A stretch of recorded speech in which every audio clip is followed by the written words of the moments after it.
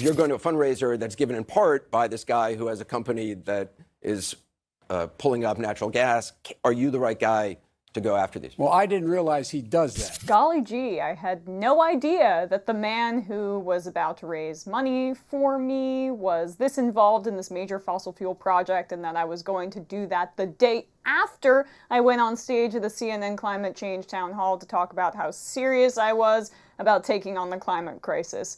More from his explanations. I was told if you look at the SEC filings, he's not listed as one of those executives. So Biden there is specifically referring to the no fossil fuel money pledge that a lot of candidates have taken. He took it, promising not to take money from fossil fuel executives, fossil fuel companies.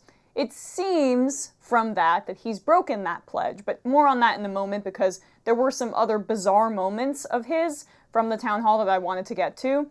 Firstly, or secondly, listen to how he responded to a question about how he would deal with insurance companies refusing to cover people in at-risk areas as the billions in cost of climate change rack up. I think it was $91 billion last year alone. And so we'll be telling people, don't build in these places here. But what about the people that are already there? The people who are already there are going to be in real trouble. But that doesn't answer the question. You just reiterated the premise. The question was how you would fix it. Okay. Here's also how he talked about how he'd deal with the systemic burning of the Amazon rainforest by far-right leader of Brazil, Jair Bolsonaro. If I'd been president today, I would have at the G7 made sure this became the topic. There would be no empty chair. I would be pulling the G7 together. I would be down with the president of Brazil saying enough is enough. That reminded me of the time Hillary Clinton said that she told Wall Street to cut it out after they were doing these risky bets and they crashed the economy because, you know, that's what makes a difference as a leader. Yikes. So there were a lot of bad answers, and to top it off, Biden's eyes started to fill with blood toward the end of the town hall, which I obviously take no pleasure in saying. He seems to really be struggling.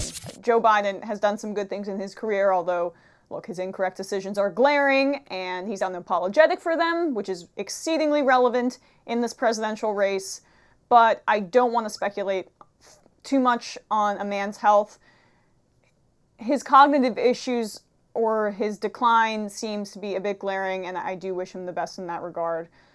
But back to the climate change executive question. So what are the facts there? What was being brought up there? Andrew Goldman, a co-founder of Western LNG, a natural gas production company based in Houston, Texas, is co-hosting one of two high-dollar fundraisers Biden will attend in New York on Thursday. Western's major project is a floating production facility off the northern coast of British Columbia designed to provide Canadian gas to markets in Northeast Asia. Goldman also served as an advisor to Biden when he was in the Senate and is an investment banker, so best case scenario, involved investment banking.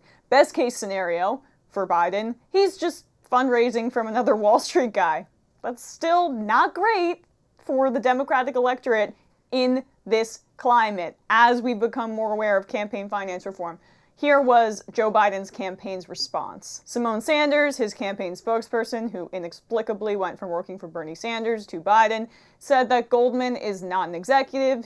He's merely on the board of the company, which is so much better. Yeah, he's just a co-founder and major shareholder in it, but not involved in the day-to-day operations. So why are you so pissed off, guys? Biden basically just found a loophole to still raise bundles of cash from rich guys without technically breaking his pledge. So look, it's just sad because Joe Biden doesn't need to be doing this. He's tarnishing his reputation for what? For a third failed bid at the presidency? I know he's leading in the polls, but I'll say it again. It's soft support when it comes time for the Iowa caucuses, for the New Hampshire primaries, where people actually have to vote in the voting booths. I do not see Biden prevailing there.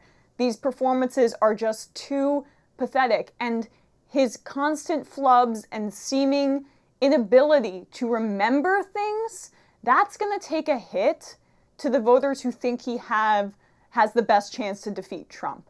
Because when someone's showing obvious signs of decline in that area, that doesn't give them a great shot to defeat this Looney Tunes president that we've got. We need someone on their game.